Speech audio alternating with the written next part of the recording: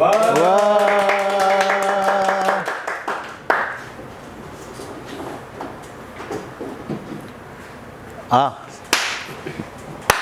시작하도록 하겠습니다. 반갑습니다. 지역일반노동조합 위원장 김성규입니다. 평평의 지부 모임에서 노동자와 통일이라고 하는 이야기를 해보도록 하겠습니다. 원래 우리 전체 조합원 7, 8월 공통교육으로 만들어진 내용인데요. 온라인을 통해서 진행해 보도록 하겠습니다. 우리가 통일을 이야기하는 이유에 대해서 잠시 생각해 봤으면 좋겠습니다. 우리가 노동조합에 들어왔는데 왜 통일을 이야기하지? 이러한 고민들은 한 번씩 가져봤으면 좋겠습니다. 그래서 오늘은 우리가 통일 하면은 무엇이 생각나는지 여기서부터 생각해 보도록 하겠습니다. 우선 통일하면은 대부분은 당연히 돼야 되는 거 아니야? 라고 생각하시는 분도 있을 테고, 아니면 북한하고 통일하는 거 그거 가능할까? 이렇게 생각하시는 분도 있을 것입니다. 그렇지만 우리가 통일을 이야기하다 보면 또 가장 먼저 생각하는 게 노동자로서 일거리 또는 뭐 여러 가지 경제에 관련한 이야기를 먼저 생각하시는 분들도 있을 겁니다. 그래서 그 부분부터 한번 살펴보도록 하겠습니다.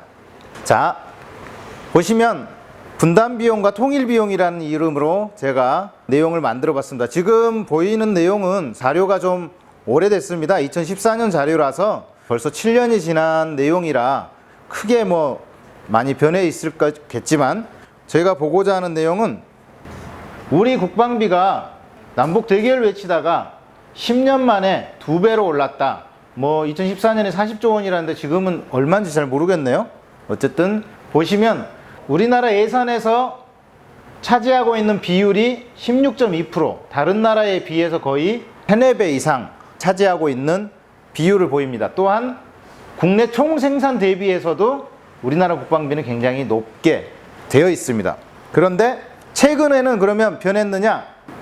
지금 보시면 러시아 이어서 일본 추월하는 국방비 2021년 8월 3일 기사입니다. 즉 내년도 예산에서는 우리나라 국방비가 러시아의 국방비를 추월하고 일본도 추월한다.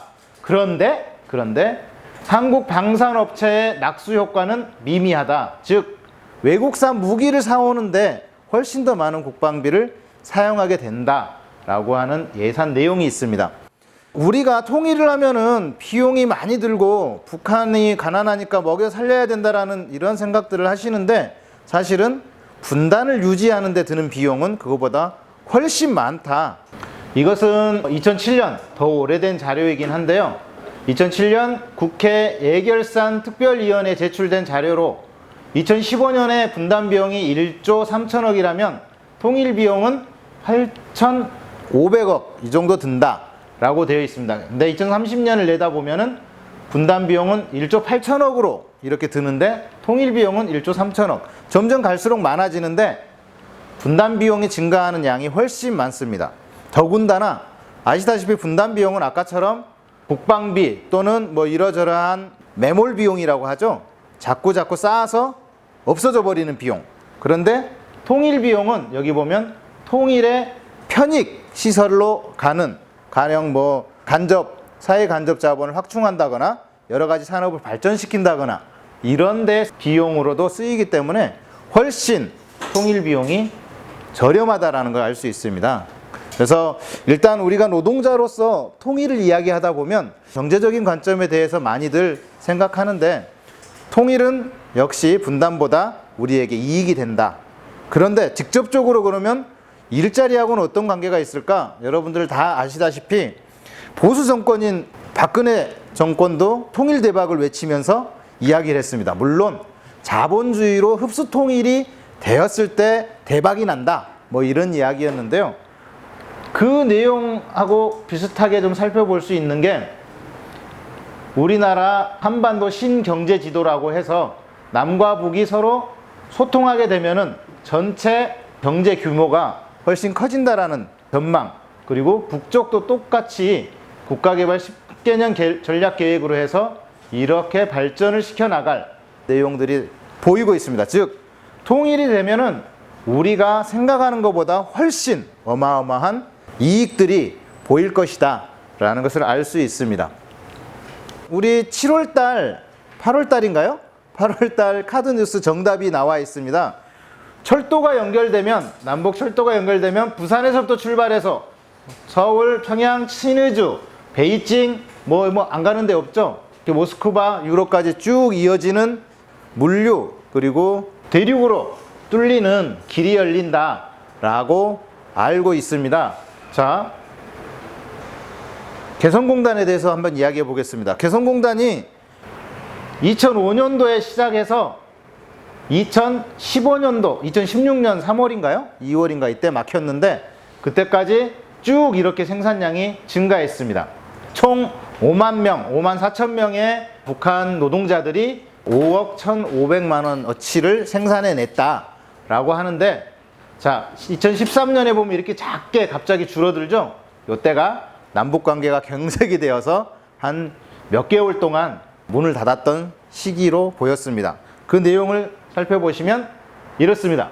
2000년 8월 22일 날 시작을 해서 쭉 보다 보면은 2013년 3월 27일, 4월 3일부터 9월 15일까지 중단되어 있는 게 보입니다. 그리고 다시 가동이 되어서 2016년 2월 10일, 이때가 우리 추석 때죠? 아니, 설날이죠? 설날을 기해서 박근혜 정권이 전면 중단할 때까지 개성공단은 쭉 이러한 활동들을 펼쳐왔고요. 개성공단은 1단계 공사만 진행을 했었습니다. 좁은 공간에서도 이렇게 많은 생산을 만들어냈었는데 2단계, 이어서 3단계까지 1단계 지역보다 거의 10배 이상의 지역을 더 넓히기로 우리 14선언에서는 이미 합의를 했었는데 안타깝게도 1단계도 다 채우지 못하고 지금 중단되어 있는 상태입니다. 저희 조합원들 중에도 여러 명이 개성공단에서 일해본 경험이 있는 분들이 있습니다. 공무직지부 시설관리 지회에 조합원 한 분이 개성공단 지구의 그 시설, 전기 시설을 관리하는 업체에 같이 일했던 경험이 있고요. 또 경남기업지부에서 지금 열심히 상차원으로 일하고 있는 조합원은 실제 봉제 공장을 운영했었고 개성공단의 공장을 가진 업체의 거래처로서 들어가서 1년 정도 일을 같이 했었던 경험을 가진 조합원도 있습니다. 그 조합원들의 말을 공통적으로 빌려보면 사실 북한 사람 만나보니까 별거 아니더라. 처음에는 굉장히 말 안 듣는 것 같기도 하고 하던데 이야기해보니까 통하더라. 이런 공통적인 이야기가 있었고요. 특히 봉제 공장에서 일했었던 그 조합원은 개성공단 들어가서 돈 못 벌어오면 바보다. 아주 바보다라는 말을 강하게 했습니다. 그리고 그분은 개성공단이 다시 열리면 여기 일 때려치고 거기로 무조건 갈 것이다 라고 호언장담을 했었습니다. 물론 이 내용을 경남기업 사장이 들으면 되게 기분이 나빠하실 수 있지만 그만큼 개성공단이 사실은 우리가 그냥 언론에서 알듯이 퍼주기네, 북한에다가 뭘 막 내줬네 이런 게 아니라 실제로 남한 기업들이 훨씬 더 많은 이익을 얻어왔었던 그런 곳이었다. 그래서 이게 통일에 있어서 그냥 돈 벌고 돈을 주고받고 하는 곳이 아니라 아까 이야기했듯이 사람들이 만나고 사람들이 서로를 이해해 나가는 그야말로 통일의 과정이 개성공단에서는 매일매일 펼쳐졌었다라는 그런 경험담을 이야기했었습니다. 자, 어쨌든 우리가 노동자로서 통일을 이야기하는 거에 있어서는 일자리나 경제적인 부분에 대해서 이야기하는 게 사실 이해도 쉽고 빠르기도 합니다. 그런데 경제라는 부분만 가지고 통일을 이야기하다 보면은 뭔가 좀 아쉬운 부분이 있습니다.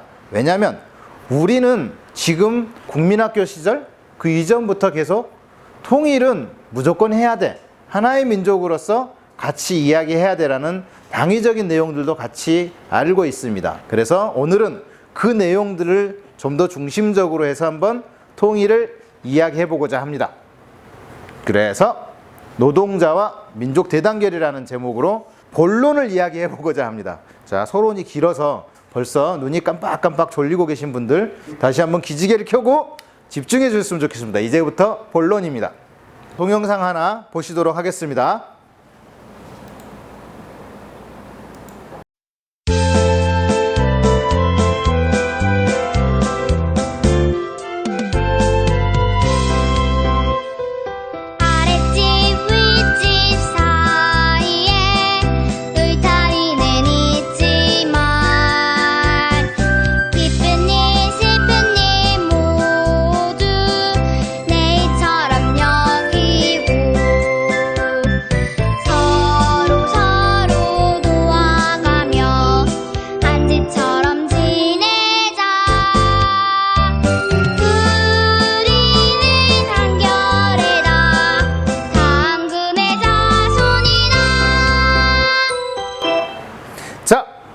이 노래 혹시 들어보셨나요?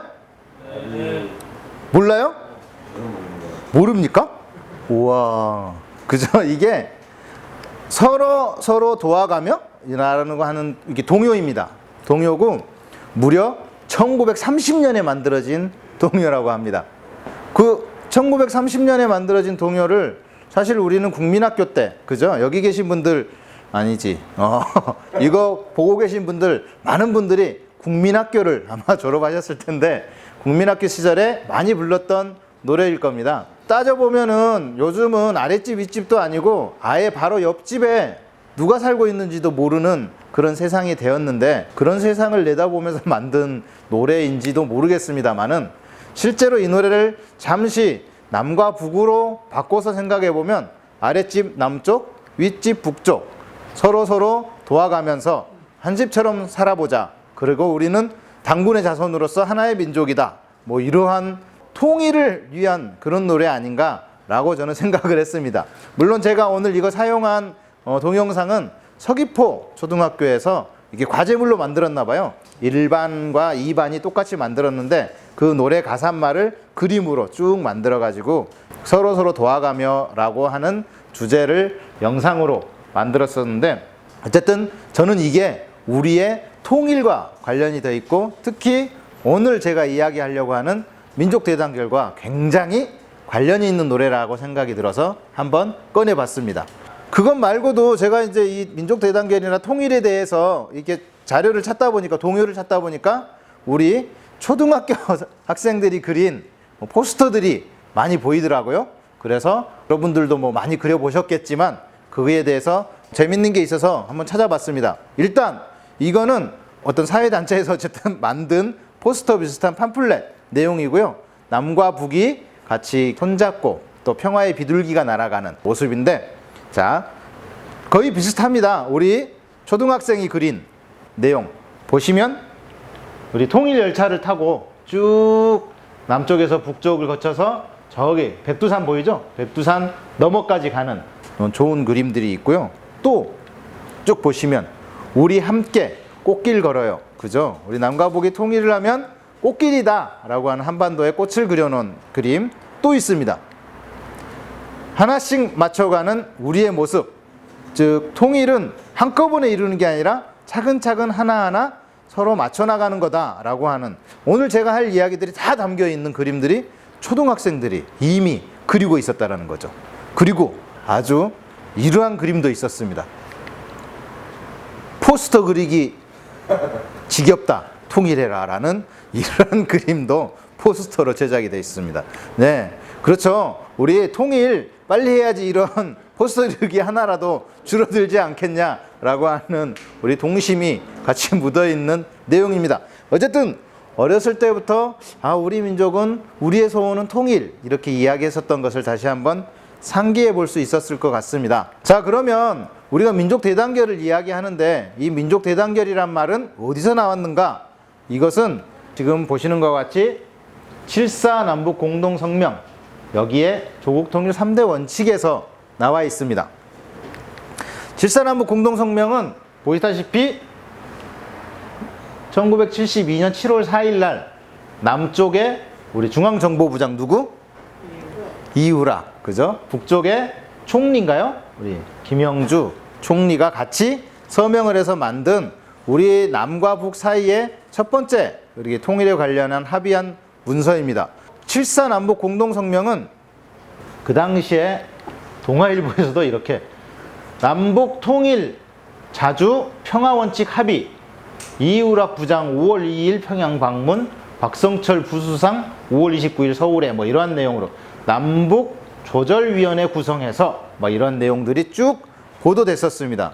즉, 이 7.4 남북 공동성명에서 조국통일 3대 원칙이라고 밝혀놓은 내용들은 이후에 뭐 91년도에 남북 기본합의서인가요?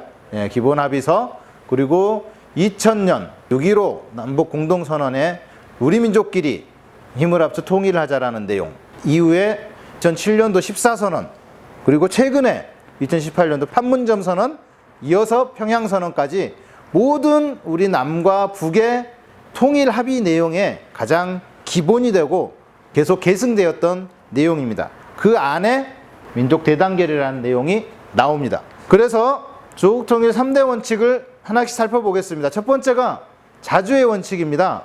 자주의 원칙은 통일은 외세의 간섭 없이 자주적으로 해결해야 한다는 원칙, 이렇게 써져 있습니다.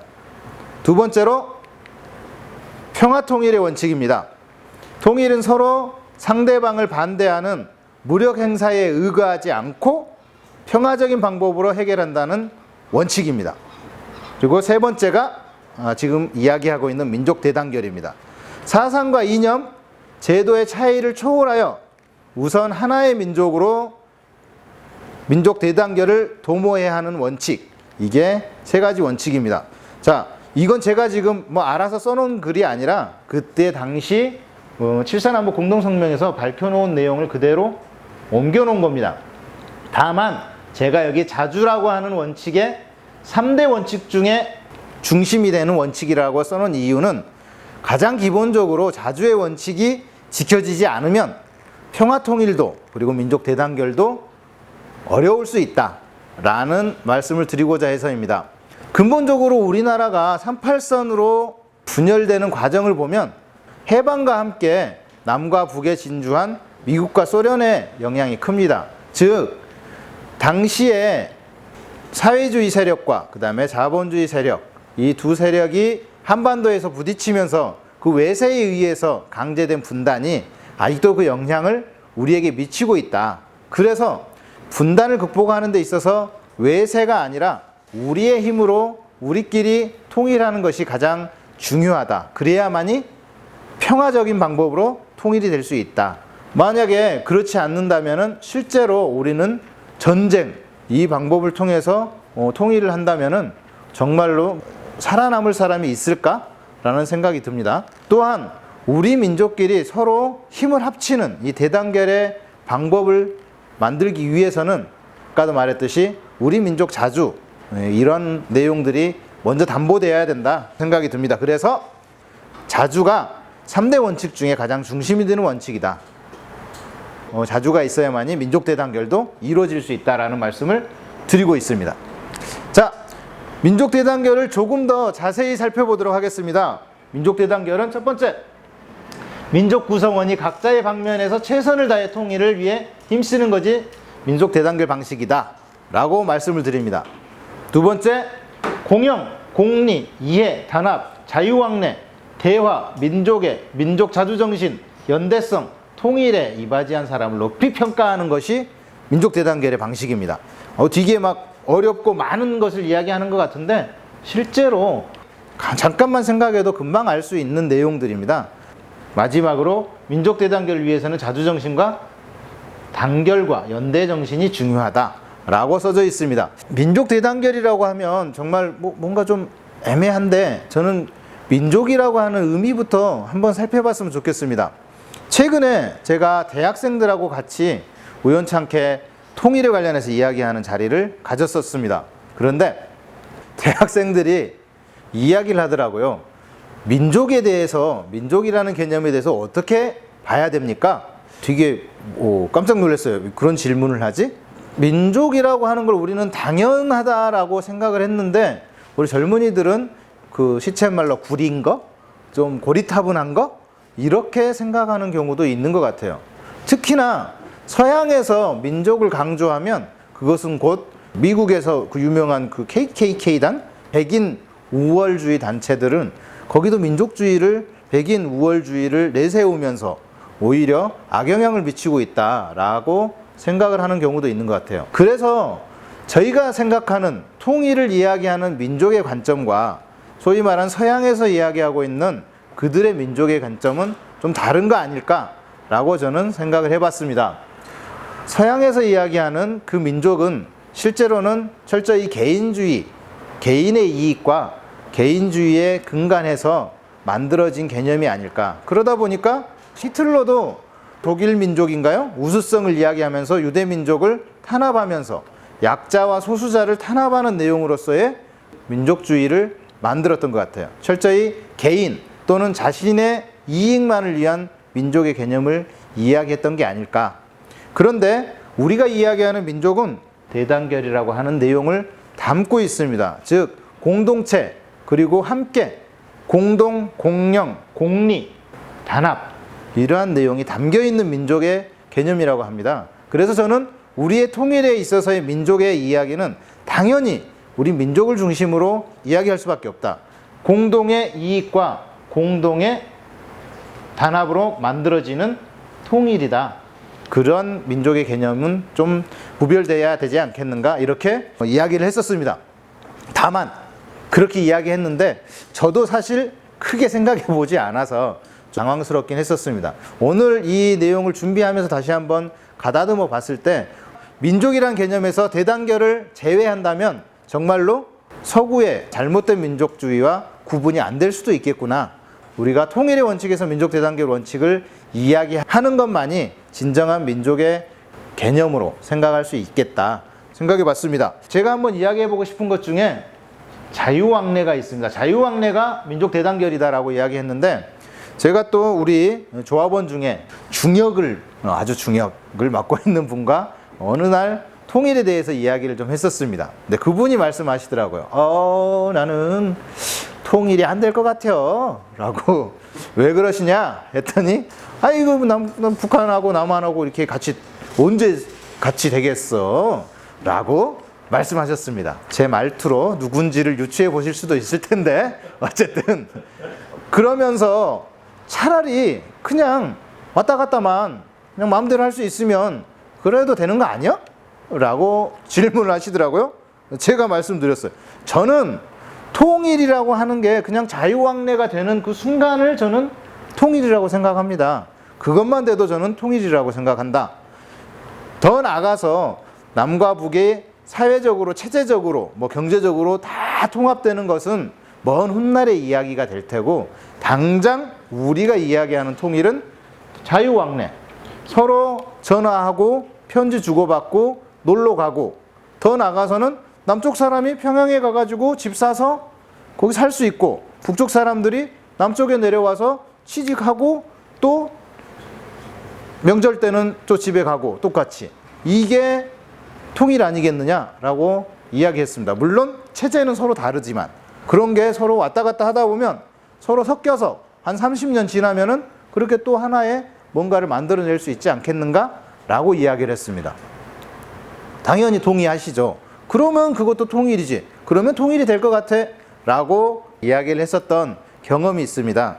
즉 자유왕래가 곧 민족 대단결의 저는 과정이다. 그리고 촉진하는 과정이 될 거라고 생각합니다. 통일에 이바지한 사람을 높이 평가하자. 이것도 민족 대단결이다 라고 하는 건 아까도 말씀드렸듯이 누구나 각자의 방면에서 최선을 다해 통일에 힘쓰는 것을 민족 대단결 방식이라고 했잖아요. 그래서 그렇게 통일에 힘쓴 사람들을 높이 평가해 주는 것도 민족 대단결이다. 비근한 애는 아닐 테고 좀 오래된 애겠지만 우리 민주노총 내에서 굉장히 평가가 엇갈리는 사람이 한 명 있어요. 알다시피 정주영 회장. 이 사람이 사실은 적산을 불화받아서 현대를 일으켜내면서 엄청나게 노동자들을 탄압하고 착취하고 수탈하고 그리고 부정부패 저지르고 하면서 현대를 만들어내고 했었는데, 말년에 뭐 했었죠? 네, 말년에 소떼를 몰고 북으로 갔어요. 돈 많이 벌어서 북에 가가지고 잘난 체를 하고 싶었었는지 모르겠지만 어쨌든 소떼를 몰고 통일을 해보겠다라고 하면서 자신의 고향을 방문한다는 이유로 어쨌든 방북을 했었고, 그 힘이 계속 유지되어서 금강산 관광이라고 하는 커다란 결실까지 만들어냈었던 과정이 있습니다. 이런 내용에서 보면은 사실은 정주영 회장은 통일에 관련해서는 특히 자신의 방면에서는 최선을 다해서 통일에 이바지한 모습이 있습니다. 이런 모습을 높이 평가해 주는 것, 이것도 또 하나의 민족 대단결이라고 할 것입니다.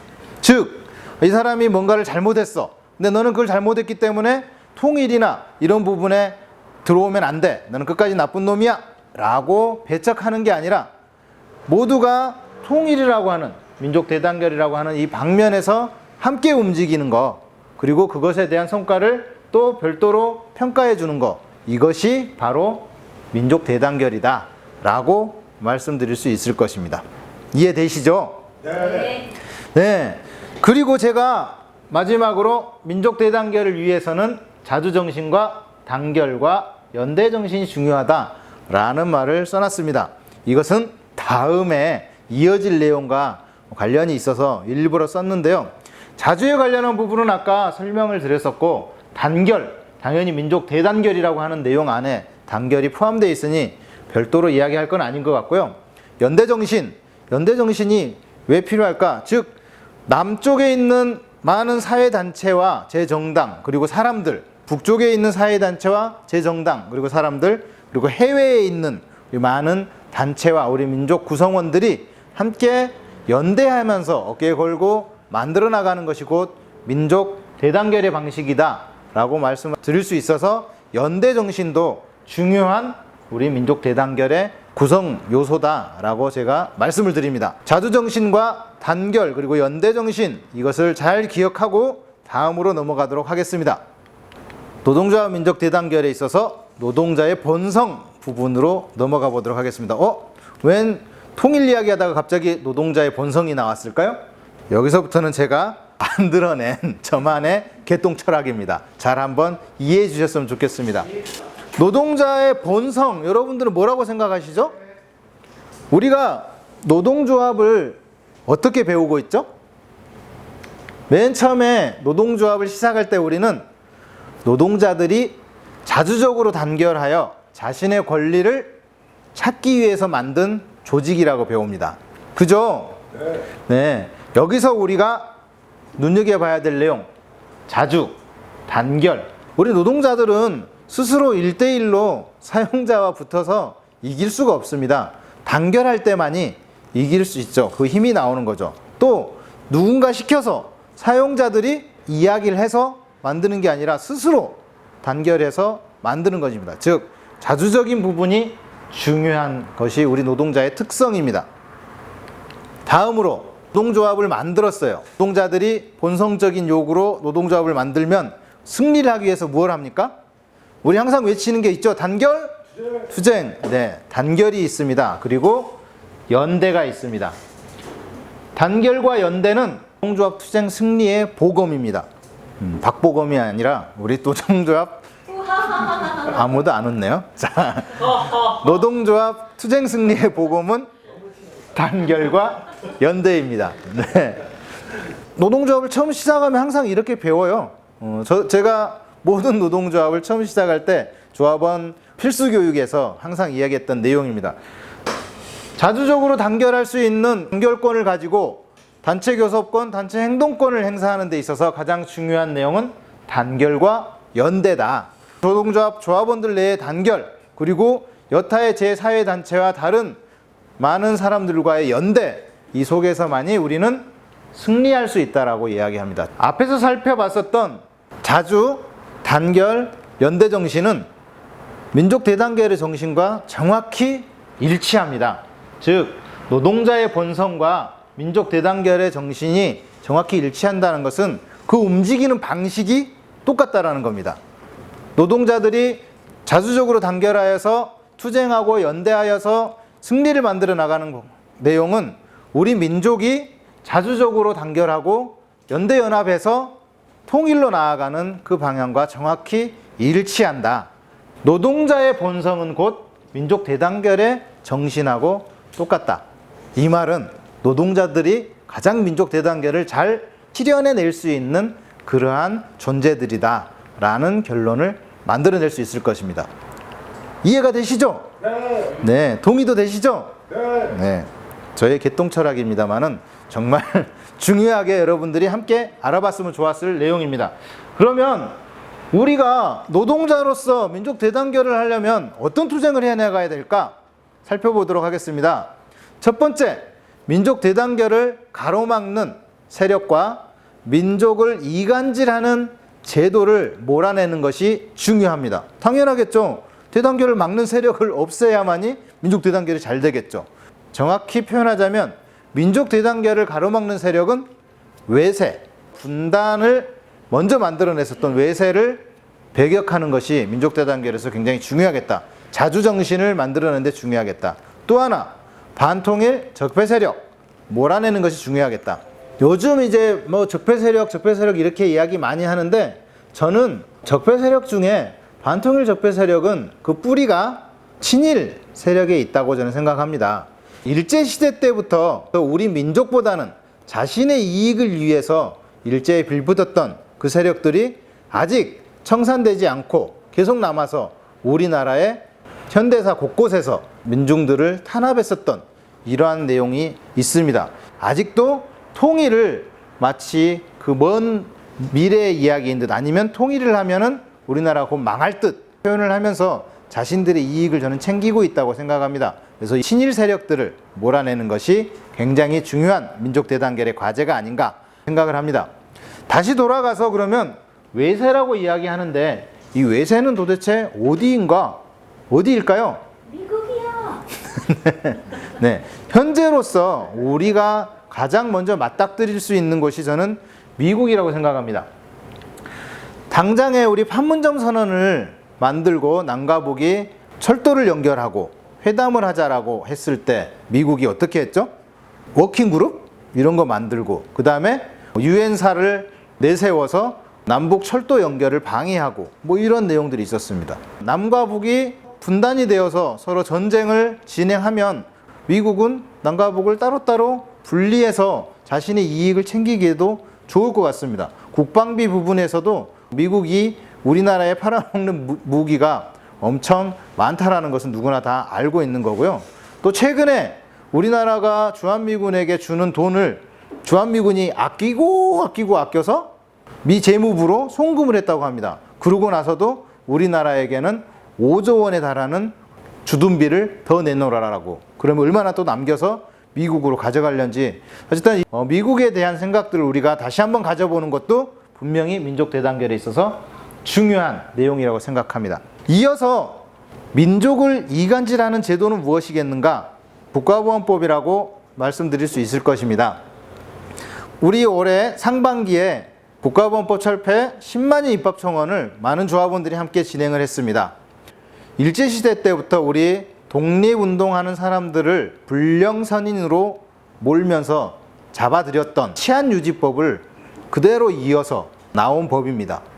우리나라 형법보다 먼저 만들어진 국가보안법은 계속해서 통일일국지사들을 빨갱이로 몰면서 최근까지 간첩을 조작해가면서 있는 희대의 악법입니다. 그래서 이렇게 서로 남과 북을 교류하는 게 아니라 적으로 만들고 있는 이 국가보안법을 철폐하는 것, 민족을 이간질하는 제도를 없애는 투쟁의 가장 중요한 부분이 아닐까라고 생각합니다.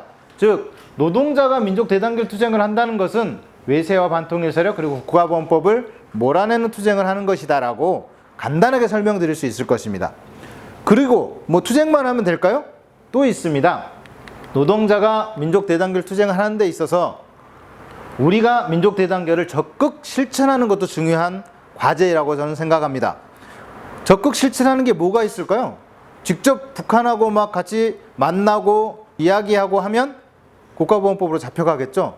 현재로서 우리가 가장 쉽게 할 수 있는 내용 중에 하나가 북한을 바로하는 것, 이것이 저는 중요하다고 봅니다. 우리 조합원들의 연령들이 꽤 높습니다. 평균 연령이 50대 중반 정도 되지 않을까라고 생각하는데, 그러다 보니까 기존에 성장하면서 반공교육이나 이데올로기에 많이들 생각들이 고정되어 있다고 저는 보입니다. 그런데 북한을 이야기하면 무조건 나쁘게 보는 버릇들은 저는 누구나 갖고 있는 것 같습니다. 그런데 이것을 바꾸어내는 것, 스스로 북한에 대해서 다시 알기, 바로 알기를 하는 게 민족대단결의 중요한 부분이 아닐까 생각을 해봅니다. 3년 전에 우리 간부수련회 때 북한 바로 알기를 주제로 해서 강연을 했던 적이 있습니다. 탈북하신 분이고 남한에 들어오자마자 국가정보원에 의해서 간첩으로 조작되었고 그 간첩 조작이 무죄로 판명 나신 분인데, 그분을 모셔다가 자신이 북한에서 어떻게 살았는지에 대해서 이야기하는 시간을 가졌었습니다. 보통 우리 간부님들 교육을 하면 하나라도 더 듣기 위해서 노력을 많이 하시는데, 북한 바로 알기 그 이야기만큼 저는 큰 반향을 일으켰었던 그 교육은 없었던 것 같습니다. 원래 1시간 반 정도 강연을 하고 짧게 질의응답을 하려고 했었는데 한 20분 정도 이야기를 시작했을까요? 갑자기 듣고 있던 우리 간부님들이 질문을 했습니다. 그 질문을 답하고 답을 또 질문하고 서로 질의응답을 계속 진행하다가 2시간 가까이 교육을 진행했던 적이 있습니다. 그리고 밥 시간이 다 되어서 끝내는 끊어서 아쉽게 그렇게 이야기했었던 과정이 있었는데, 사실 우리가 기회가 없어서 북한에 대해서 서로 알지 못하는 과정들이 많았었는데, 북한 바로 알기를 하다 보면은 정말 우리가 궁금하고 알지 못했던 부분들을 많이 알게 되고 생각을 바꿀 수 있지 않을까라는 생각합니다. 또한 교류와 협력 사업 그리고 상호 신뢰 강화 사업을 같이 열심히 해봤으면 좋겠다. 근데 현재로서는 모든 통로가 막혀 있어서 안타깝습니다. 예전에 우리 민주노총은 북한의 직업총동맹과 연결을 지어서 교류 사업을 진행했습니다. 여기 보시면 남북 노동자 앞장서서 조국 통일 앞당기자라는 사진, 아마 여기가 평양인가요? 가신 분 있지 않나요? 우리 어쨌든 남과 북의 대표 노동자들이 모여서 행진을 하면서 통일을 이야기했던 내용이 있습니다. 또 있습니다. 남북 노동자 5.1절 통일대회, 그림상으로는 북남 노동자라고 써져 있으니까 저 장소는 북한이겠죠? 뭐 정확하게는 저기가 뭐 개성인지 평양인지 뭐 금강산인지는 모르겠습니다만은 5월 1일 세계 노동절을 노동자들이 같이 모여서 기념하는 자리도 분명히 교류와 협력의 자리였습니다. 가장 최근에는 우리 코로나가 있기 전에 2018년인가요?